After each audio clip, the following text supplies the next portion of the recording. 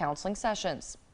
Parent-teacher conferences or IEP meetings when the staff are trying to reach a parent and maybe the parents have a hard time getting to school for transportation reasons or their work schedule. The kiosk can be utilized to telecommunicate with the parent. This is just one of many pieces in our exclusive Unspoken series with a focus on mental health after the storm. To see more stories like this, check out Unspoken on mypanhandle.com.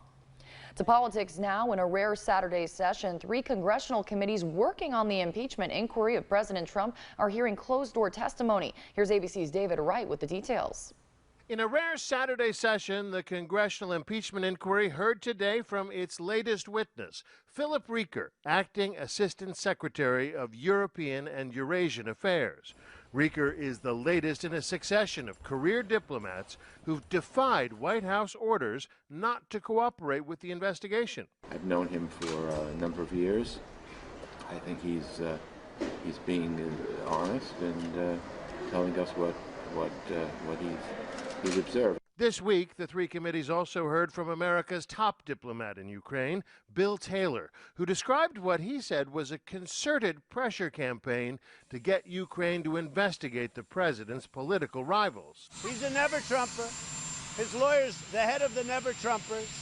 They're a dying breed, but they're still there. President Trump has repeatedly denied there was a quid pro quo. Now he's trying to discredit Taylor, who was recruited for the Ukraine job by Secretary of State Mike Pompeo. Hey, everybody makes mistakes. Mike Pompeo, everybody makes mistakes. ABC News has learned the White House is looking to beef up its legal team to help respond to the impeachment inquiry. Despite the president's assertions, he doesn't need a team. I don't have teams. Everyone's talking about teams. I'm the team.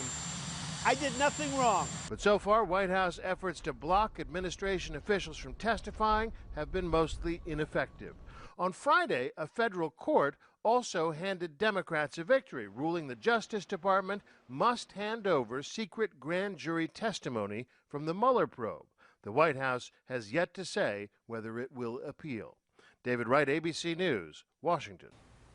Speaking of the Trump administration, they're now suspending most flights into Cuba. The Department of Transportation issuing a notice Friday suspending U.S. commercial flights from flying into 9 destinations on the island. The changes go into effect on December 10th, but U.S. flights can still travel into Havana. The announcement is another step in the Trump administration's attempt to tighten the relationship between the U.S. and Cuba in a direct reversal of President Barack Obama's Cuba policy. This is the second action taken against Cuba this week by the Trump administration.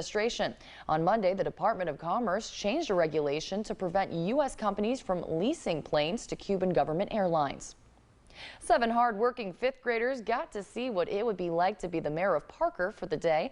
The kids all won an annual essay contest asking them what they would do if they were the mayor and had $100,000 to spend. Some of those ideas included planting trees in the community, creating more parks and recreational spaces, as well as improving working conditions and mental health resources for first responders.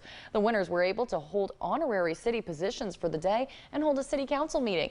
The kids also learned how local government works. It's awesome to see how much this means to the children.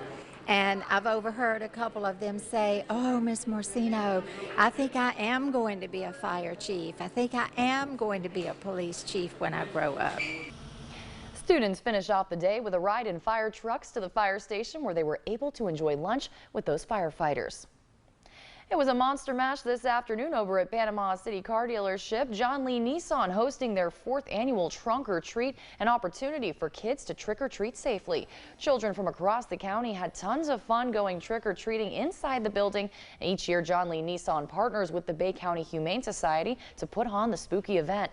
They brought trucks full of dogs and cats ready to be adopted, and as of this afternoon, almost all of the animals found a new home. And the best part, the dealership covered all of the adoption fees. We're all really, we're really big animal lovers, and of course we love being involved in the community. It's just providing a safe alternative for people to be able to come out and get some candy and have some fun, and it's just really, really fun. The free event also included a costume contest, dance parties, games, and a bunch of free food.